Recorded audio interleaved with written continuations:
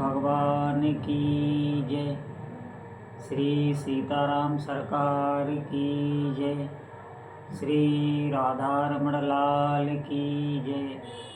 श्री गौरी शंकर महादेव की जय।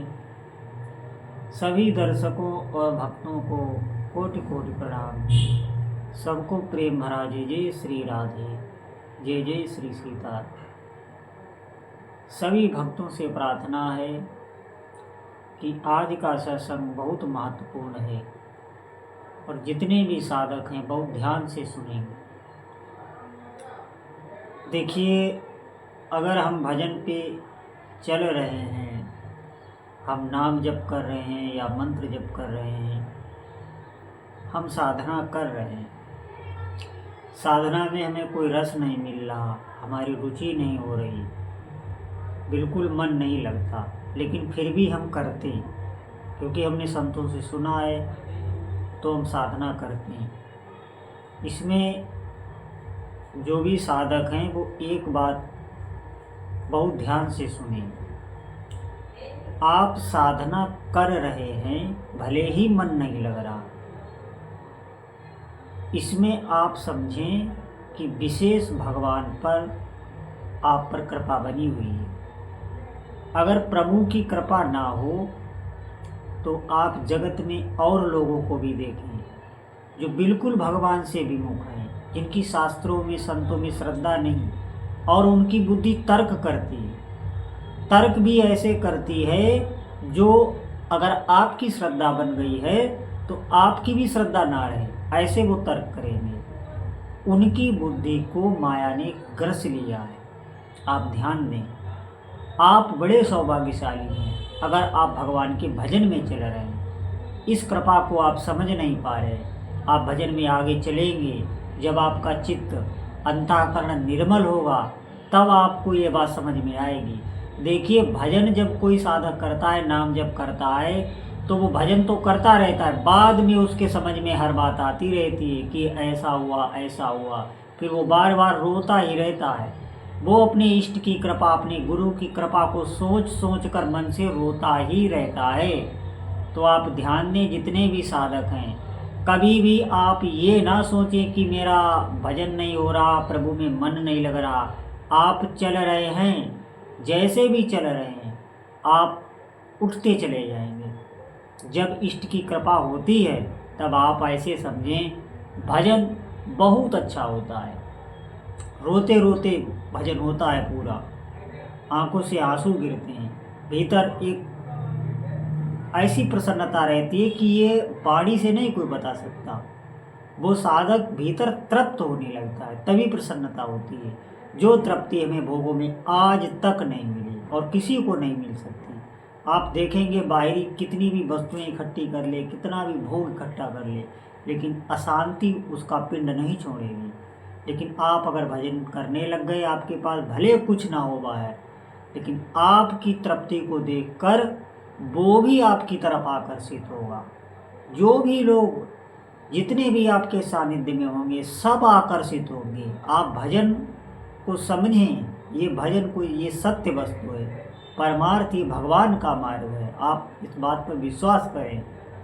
जितने भी संत हुए, बहुत संत तो ऐसे हुए हैं जिन्होंने सब कुछ छोड़ दिया। बड़ा धन था जिनके पास, धन वैभव की कमी नहीं थी, और सब कुछ छोड़कर वो भजन में लग गए। क्यों?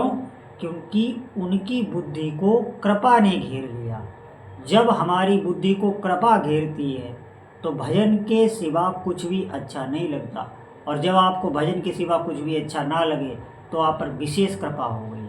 लेकिन तब तक हमें जो भी व्यवहार मिला है, जो भी जिम्मेदारियां मिली हैं, आप उनको ना छोड़ें, उनको करते हुए भजन करें। आप अगर विषयों को नहीं छोड़ पा रहे हैं, जो भी विषय भोग आप भोग रहे हैं और उनको आप नहीं छोड़ पा रहे हैं, भजन में बार बार गिर रहे हैं, तो आप भजन ना छोड़ें। और आप ध्यान दें, कोई भी साधक हो वो नाम जप को पकड़ ले। अगर हम भगवान का नाम पकड़ लेते हैं तो जितने अंश में आप नाम का सुख आपको प्राप्त होगा, उतने अंश में आपके विषय छूटते चले जाएंगे। इस बात पर आप विश्वास करें, ये बहुत गूढ़ बात है। जितने अंश में भजन में आपकी प्रीति बढ़ती चली जाएगी, उतने अंश में संसार के भोग छूटते चले जाएंगे। ये मार्ग बहुत अच्छा है। अगर आप अपनी बुद्धि को उधर छोड़ने में लगा देंगे तो आपके भीतर एक जलन बनी रहेगी और आप भजन भी नहीं कर पाएंगे, विषय भी नहीं छूट पाएंगे। इसीलिए नाम जप पकड़ने की कोशिश करें, अधिक से अधिक श्रम करें, तो जितना सुख इसमें मिलेगा विषय सब छूटते चले जाएंगे, क्योंकि इसके सुख के आगे सब फीके पड़ जाते हैं। आंतरिक सुख की अगर प्राप्ति करनी है तो हमें भजन ही करना होगा, दृढ़ता से करना होगा।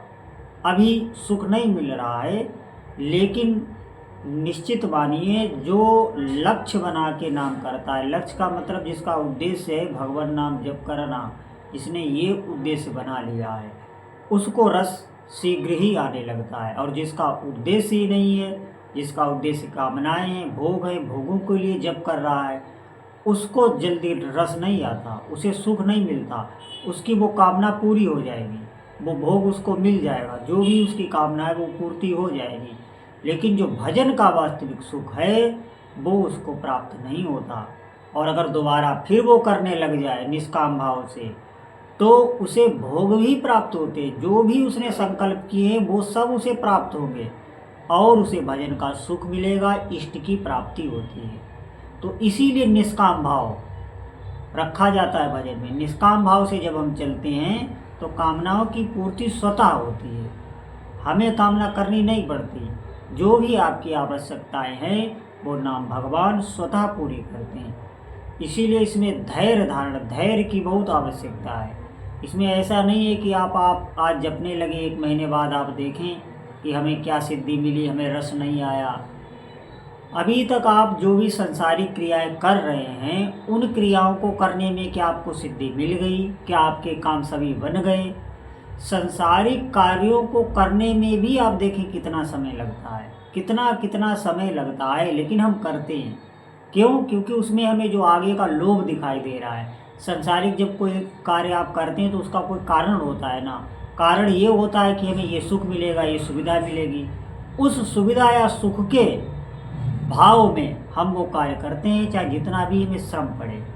लेकिन परमार्थ में आप ऐसा नहीं सोच पाते। क्यों? क्योंकि आप पर कृपा नहीं है प्रभु की। जब कृपा हो पाएगी तब आप ऐसा सोच पाएंगे। तो अभी हमें श्रम करना है, अधिक से अधिक श्रम करें और भगवान से प्रार्थना करें। प्रार्थना से ही कृपा मिलती है।